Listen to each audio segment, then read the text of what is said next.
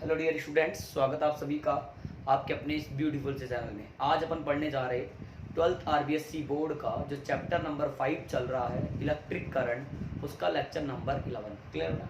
तो अपन इसमें डिस्कस करने वाले हैं कुछ another type of numericals which are important for the exam point of view. Questions based on point potential technique, यानी पीपीटी पर बेस्ड कुछ क्वेश्चंस हैं। फिर वो कैसे सोल्व करते हैं, आपके सामने क्वेश्चन लिखा हुआ है R R R R R, ये सारे रेजिस्टेंस आर है बेटा।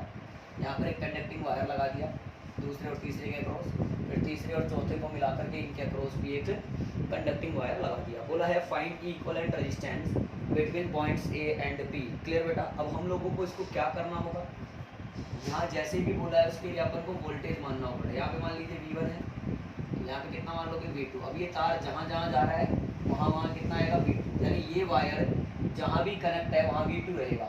ये भी बेटा क्या होगा V2। तो यहाँ पे क्या मान लो आप V3 मान लो, फिर ये कितना आ गया V3, फिर बेटा इसको कितना मान लो V4। ओ माय गॉड, तो सीधी सीधी बात है V1 है, V1 V2 के बीच में एक रेजिस्टेंस लगा दो, लगा दिया बेटा। यहाँ V2 मान लेंगे बेटा। V2 V3 के बीच में कितने आ रहे हैं, 1 2 और 3। इन तीनों को किस में लगाएंगे बेटा, पैरेलल में लगाएंगे। हो जाएगा अपना R और ये भी R। यहाँ पे V2 है, फिर यहाँ पे V3 आ चुका है। अब V3 एंड V4 के बीच में कितने रेजिस्टेंस आ रहे हैं बेटा, एक रेजिस्टेंस आ रहा है। अब बेटा यहाँ पर इक्विवेलेंट रेजिस्टेंस अगर फाइंड करोगे तो रेजिस्टेंस जो कैसे आएगा, ये R है, ये हो जाएगा मेरे पास R/3 बेटा। ये कितना है, R है, तो ये पॉइंट D है, ये पॉइंट A है। तो इक्विवेलेंट के लिए ये तीनों किस में आ गए, सीरीज में। तो R इक्विवेलेंट कैसे फाइंड करेंगे बेटा, R प्लस R/3 प्लस का R। बेटा इसको सोल्व कर लो, 2R plus R/3, R equivalent आ जाएगा मेरे पास 6R प्लस R/3, यानी 7R/3। तो पॉइंट पोटेंशियल टेक्निक में क्या करते हैं बेटा, पॉइंट पोटेंशियल यानी हर एक पॉइंट पर पोटेंशियल मानते हैं। यहाँ पर मैंने V1 लिया है तो यहाँ पे मैंने V2 ले लिया है। अब V2 वहाँ होगा जहाँ जहाँ ये वायर कनेक्ट होगा। तो ये वायर यहाँ पे आ रहा है तो यहाँ भी V2 होगा, बिकॉज कंडक्टिंग वायर की सरफेस पर पोटेंशियल सेम रहता है। ऐसे यहाँ पे V3 माना है तो ये वायर यहाँ पे जा रहा था तो ये भी V3 आ गया। ये वायर यहाँ आगे तक चल रहा था, V2 चल रहा है, यहाँ पे V4 मान लिया। अब अगर एक से ज्यादा रेजिस्टेंस किन्हीं दो पॉइंट्स के बीच में आ रहे हैं तो उनको हम किस में मानते हैं, पैरेलल में मानते हैं। हमने तीन रेजिस्टेंस आ रहे हैं V2 एंड V3 के बीच में, तो हमने इसको किस में ले लिया बेटा, पैरेलल में ले लिया। फिर ये आंसर आ गया हमारे पास में 16 करके 7R/3। क्लियर हुआ बेटा? फटाफट से नोट करिए इतना आप लोग, फिर नेक्स्ट क्वेश्चन की तरफ चलते हैं। बताइए नेक्स्ट क्वेश्चन नोट करेंगे आप लोग, इतना नोट कर लीजिए बेटा। हुआ बेटा? हो गया? आ जाइए अब नेक्स्ट क्वेश्चन देखते हैं। ठीक है, नेक्स्ट क्वेश्चन देखो बेटा, ध्यान से समझो अच्छे बच्चों। ये एक रेजिस्टेंस, यहाँ पे भी एक रेजिस्टेंस, ठीक है बेटा। उसके अलावा यहाँ पे एक रेजिस्टेंस, और बोला ये A पॉइंट है और बोला ये B पॉइंट है। ये R है, ये R है और ये भी R है। ठीक है, ये पूरा कंडक्टिंग वायर है। सवाल वही है, फाइंड या R इक्विवेलेंट बताना है लोग। ऐसे क्वेश्चन में क्या करना होगा आपको, पॉइंट पोटेंशियल टेक्निक यूज करना होगा। किसी को भी V1 नाम दे दो बेटा, यहाँ पे V1 है तो इस पूरी सरफेस में यहाँ भी V1 है बेटा, यहाँ भी V1 है, फिर यहाँ पे भी V1 है बेटा। यहाँ पे नाम दे दिया मैंने V2, तो क्लियर ही हो चुका है। V1 V2 के बीच में एक आ रहा है, V1 V2 के बीच में एक आ रहा है, V1 V2 के बीच में एक आ रहा है। तो कुल मिलाकर के तीनों किस में आ रहे हैं, पैरेलल में। तो ये R बेटा, ये भी R बेटा, और फिर बेटा ये भी कितना होगा, R होगा। तो इस तरह से A और B जो हमारे टर्मिनल्स हैं उनके बीच का जो रेजिस्टेंस होगा इक्विवेलेंट, वो कितना आएगा बेटा, R/3 कर लेंगे बेटा। आया समझ में? फटाफट से नोट कर लो बेटा इसको भी आप लोग। हो गया? हो गया? आ गया समझ में? आइए अब एक और नेक्स्ट क्वेश्चन देखते हैं।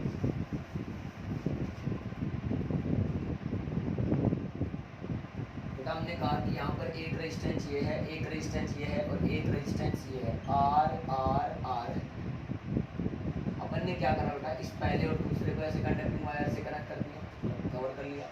और यहाँ पर एक और ऐड करके ऐसे निकालना। ये बी पॉइंट हो गया, ये ए पॉइंट हो गया। तो find equivalent resistance between points A and B.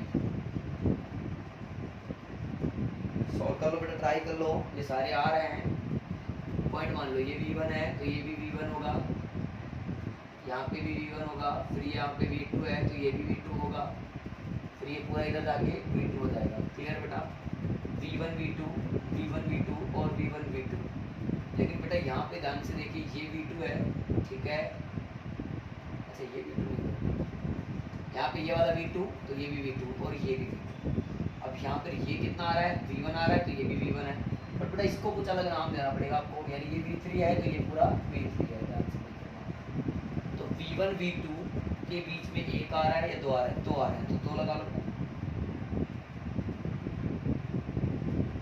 V1 V2 के बीच में दो, V1 और V3 के बीच में एक आ रहा है और V2 V3 के बीच में भी एक आ रहा है, तो यहाँ पे V2 है और ये R हो गया बेटा, ये भी R हो गया। अब ध्यान से देखिए, ये R और R/2 बेटा, B पॉइंट बोल दो, यहाँ पे A पॉइंट बोल दो बेटा, R और R ये कितना हो गया हमारे पास में R/2। ये इसके साथ में कितना लगा हुआ है R, फिर एक नीचे यहाँ पे भी है R, ये B पॉइंट और बेटा ये A पॉइंट। अब बेटा R/2 और R सीरीज में है, कितना हो जाएगा 3R/2, और फिर ये इसके साथ किस में आ रहा है, पैरेलल में आ रहा है। इसका मतलब R इक्वलेंट कितना आ जाएगा हमारे पास में बेटा, 3R/2 into R upon 3R/2 plus R। बेटा सोल्व करेंगे तो 3R² नीचे और ये हो जाएगा 3 और 2 5, 5R/2, 2 से 2 कैंसिल बेटा, R से R cancel, 3/5। This is clear बेटा? फटाफट से नोट कर लीजिए बेटा, इसको भी आप लोग कर लिए नोट, आया समझ में? आइए नेक्स्ट क्वेश्चन देखते हैं बेटा, आइए नेक्स्ट क्वेश्चन देखते हैं बेटा। आइए इस तरह से वही ऐसे बना लो बेटा, यहाँ पे एक R ले लो आप लोग और यहाँ पे भी एक R ले लो, ठीक है, और फिर एक काम करो, यहाँ पे एक R लगा लो, इस पॉइंट को कह दो A पॉइंट, इसको कह दो B पॉइंट। तो हम लोगों को क्या पूछा है बेटा, A और B के बीच में इक्विवेलेंट रेजिस्टेंस पूछा है। क्या मेरी बात आप लोगों को क्लियर समझ में आ रही है बेटा? तो सबसे पहले पॉइंट की बात कर लेते हैं। आइए तो सबसे पहले इसको 1 मानो तो ये 1 हो गया बेटा, 1 मानो, इसको 2 मान लो बेटा, ठीक है, और यहाँ पर ये भी 1 हो गया बेटा, इसको 3 मानो बेटा, तो ये भी 3 और ये भी 3 हो गया। अब इसको देखो कैसे आएंगे ये सारे बेटा, 1 और 2 के बीच में केवल एक आ रहा है, मैंने एक ही लगा दिया। 2 और 3 के बीच में 2 आ रहे हैं, तो 2 और 3 के बीच में हमने 2 लगा दिया R। ओके बेटा, फिर आ रहा है एक 1 और 3 के बीच में, बेटा क्या लगता है R और R का R/2 प्लस R, वही सर्किट बन जाएगा क्या? सेम आंसर आ जाएगा बेटा, फटाफट से सोल्व कर लीजिए, बिल्कुल डिट्टो सेम आंसर आएगा, फटाफट नोट कर लो। हो गया बेटा, फटाफट से नोट कर लीजिए। तो ये अपन ने कुछ न्यूमेरिकल्स आज सोल्व किए हैं बेटा, based on combination of resistance. Clear? अब अपन जो है एक टॉपिक स्टार्ट करेंगे जो कि हमारे एग्जाम के लिए काफ़ी यूजफुल है बेटा, जिसका नाम है कार्बन रजिस्टर। क्या नाम बेटा? Carbon register. ये हमारे बोर्ड में 1 नंबर का सवाल कई बार इस टॉपिक से पूछा गया है। आपको इसको सिखाते हैं बेटा, आप लोग इसको सीखने की पूरी कोशिश करें। तो हेडिंग डालें हम लोग कार्बन रजिस्टर्स। क्या होते हैं बेटा कार्बन रजिस्टर्स? कार्बन रजिस्टर्स जो होते हैं वो कार्बन से ही बने होते हैं और कुल मिलाकर के ये जो होते हैं काफ़ी सस्ते पड़ते हैं, इसलिए इलेक्ट्रॉनिक सर्किट में काफ़ी वाइड मात्रा में ये यूज़ किए जाते हैं। क्लियर बेटा? हम लोगों को इससे मतलब नहीं है, हम लोगों को क्या है, देखिए कार्बन जो रजिस्टर होता है वो एक इस तरह से सिलेंड्रिकल फॉर्म में होता है बेटा, और इस पर क्या होती है, स्ट्रिप बनी होती है। क्या बनी होती है बेटा? स्ट्रिप पट्टियाँ बनी होती है। इस तरह से 4 पट्टी होती है जनरली, कभी कभी 3 भी मिलेंगे आपको। तो स्ट्रिप नंबर 1, स्ट्रिप नंबर 2 और स्ट्रिप नंबर 3 और स्ट्रिप नंबर 4। तो बेटा हमें पूछता है कि इस कार्बन रजिस्टर का रेजिस्टेंस बताइए। तो बेटा इसके लिए अपन को पहले एक कलर कोडिंग का टेबल याद रखना होता है। क्या याद रखना होता है बेटा? कलर कोडिंग का टेबल। तो सबसे पहले अपन एक टेबल बना रखा है, टेबल फॉर कलर कोडिंग। सबसे पहले मैंने यहाँ पे कलर ले लिया पहले नंबर पे, फिर बेटा मैंने यहाँ पे ले लिया डिजिट, फिर ये क्या चलता है बेटा? मल्टीप्लायर। सबसे पहला जो कलर आता है ब्लैक आता है, फिर ब्राउन आता है। बेटा ये सीक्वेंस फिक्स है, आप इसी सीक्वेंस में याद रखें। मैं याद रखने के लिए एक ट्रिक बता दूंगा। Black, brown, red, orange, yellow, green, blue, violet, grey और वाइट। बेटा ब्लैक के लिए डिजिट आएगा 0 से 0 आएगा, तो फिर 1 आएगा, फिर 2 आएगा, फिर 3 आएगा, फिर 4 आएगा, फिर 5 आएगा, फिर 6 आएगा, फिर 7 आएगा, फिर 8 आएगा, फिर 9 आएगा। इसी प्रकार से यहाँ 10 to power 0, 10 to power 1, 10 to power 2, 10 to power 3, 10 to power 4, 10 to power 5, 10 to power 6, 10 to power 7, 10 to power 8 और 10 टू पावर 9। इस तरह से ये टेबल आपकी कंप्लीट है। बेटा अब इसका क्या मतलब है? यहाँ पर जो 4 स्ट्रिप बनी हुई हैं उनमें 4 स्ट्रिप में क्या क्या नाटक होता है। जो पहली नंबर की स्ट्रिप होती है वो हमेशा डिजिट बताती है, इसी प्रकार सेकंड स्ट्रिप भी हमेशा डिजिट बताती है, और थर्ड स्ट्रिप हमेशा मल्टीप्लायर बताती है। तो फिर चौथी स्ट्रिप क्या बताती है? उसके लिए यूज करते हैं बेटा टॉलरेंस। मैं आपको एग्जांपल्स के साथ में समझाऊंगा। जैसे क्या हो सकता है, चौथी पट्टी पर गोल्ड होगा तो 5% लेना होगा, सिल्वर होगा तो बेटा 10% लेना होगा, और अगर नो कलर या कलरलेस ऐसा कुछ होगा, नो कलर, तो फिर अपन को 20% लेना होगा। तो क्लियर बेटा? तो फर्स्ट स्ट्रिप जो है, तो शुरू की 2 स्ट्रिप क्या बताती हैं? डिजिट को बताती हैं। तीसरी पट्टी किसको बताती है? मल्टीप्लायर को बताती है। और चौथी पट्टी किसको बताती है बेटा? टॉलरेंस को बताती है। क्वेश्चन ले लेते हैं, आइए।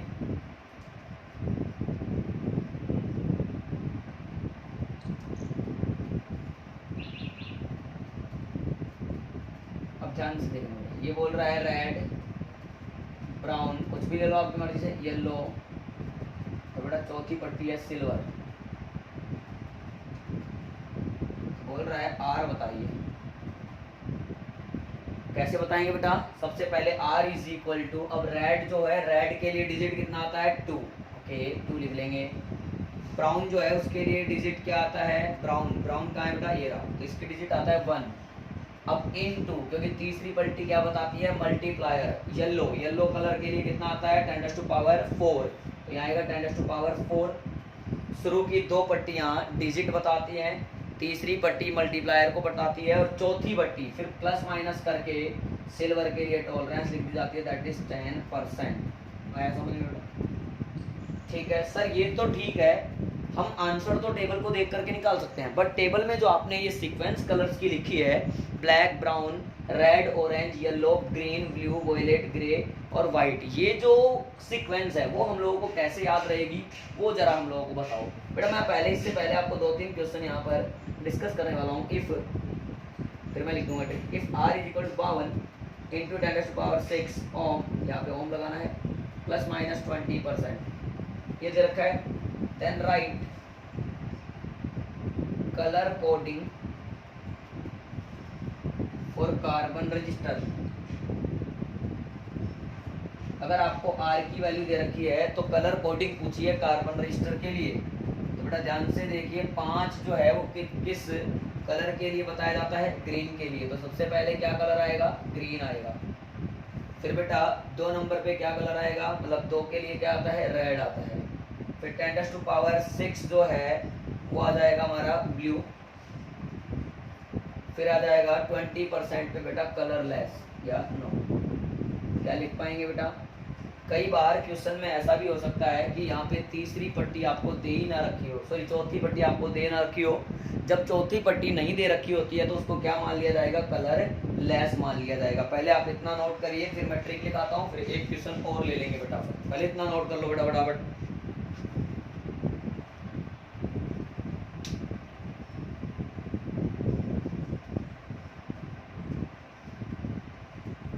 हो गया बेटा, कर लिए नोट, ठीक है। अब जो ये टेबल है बेटा, इसके लिए ट्रिक याद कर लेते हैं अपन। ट्रिक कैसे याद रखेंगे? ट्रिक ये भी डाल लेते हैं।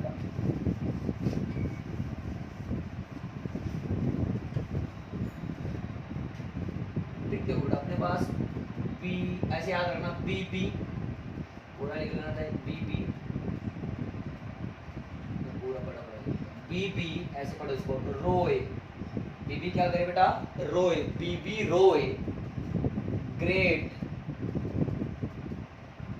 Britain very good wife. B B Roy great Britain very good wife. बेटा इसके लिए आता है सबसे पहले ब्लैक, ऊपर ही ऊपर काले बाल होते हैं हमारे, तो ब्लैक ले लिया बेटा इसको, ब्लैक। फिर भूरी आंखें, तो ये हो गया ब्राउन। फिर आर से क्या बन जाता है? रेड। ओ से क्या बन जाता है बेटा? बोलो ऑरेंज। वाई से क्या बन जाता है बेटा? येलो। जी ग्रेट, ग्रेट में बन जाएगा, पहले हरियाली दिखती है तो ग्रीन। ब्रिटेन, फिर अगर ब्लैक और ब्राउन कवर हो चुके हैं तो बचा है ब्लू, इसका आ जाएगा बेटा वॉयलेट, इसका आ जाएगा ग्रे। अगर ग्रीन कवर हो गया तो जी से अब नेक्स्ट क्या आएगा? ग्रे आएगा। डब्ल्यू से आएगा वाइट। क्लियर बेटा? इस तरह से आप ये सेंटेंस याद रख लें, B B Roy great Britain very good wife. इस तरह से इस सेंटेंस की हेल्प से हम जो है यहाँ पर इस ट्रिक को याद कर सकते हैं। फिर कलर कोडिंग लिखना कोई बड़ी बात नहीं है। कलर कोडिंग में डिजिट को 0 से स्टार्ट करके 9 तक ले जाना है। ये सारे 10 कलर्स हैं। क्लियर? और मल्टीप्लायर को 10 टू पावर लगाते हुए लिखना है। 10 टू पावर 0 से स्टार्ट करना है और 10 टू पावर 9 पे खत्म कर देना है। क्लियर बेटा? आपने कहा सर एक क्वेश्चन और ले लिया जाए, मैंने कहा ओके बेटा।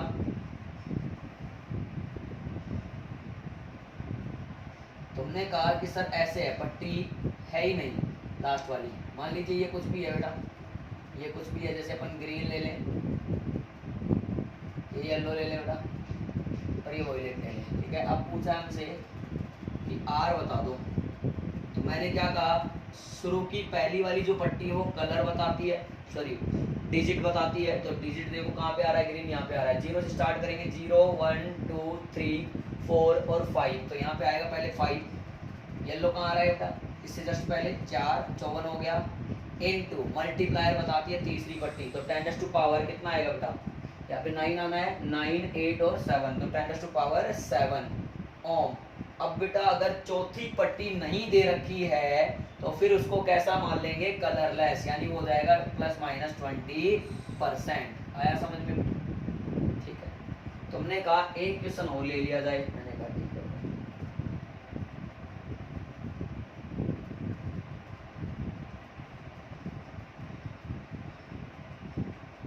बेटा मर्जी से कोई से भी कलर ले लो, लास्ट में मैंने गोल्ड ले लिया, यहाँ पे व्हाइट ले लो बेटा, यहाँ पे ब्लू ले लो बेटा, और यहाँ पे ब्लैक ले लो।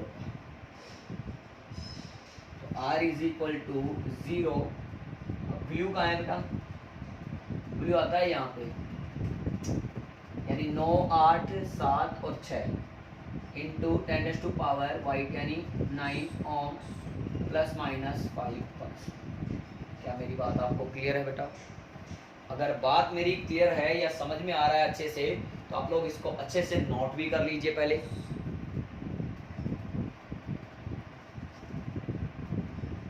वो बेटा आया समझ में? आपको ये क्लियर हो रहा है? फटाफट से नोट करिएगा। ओके बेटा, आज के इस वीडियो लेक्चर में इतना ही काफ़ी है।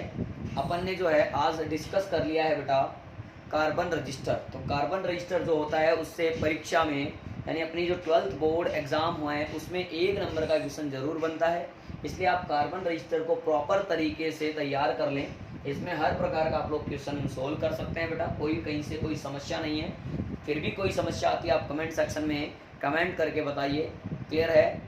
या बेटा आप मुझे डायरेक्ट कॉल भी कर सकते हैं। अगर वीडियो पसंद आई है तो इसे लाइक करिए, शेयर करिए और चैनल को सब्सक्राइब करना बिल्कुल भी ना भूलिए। Okay, all the very best बच्चों।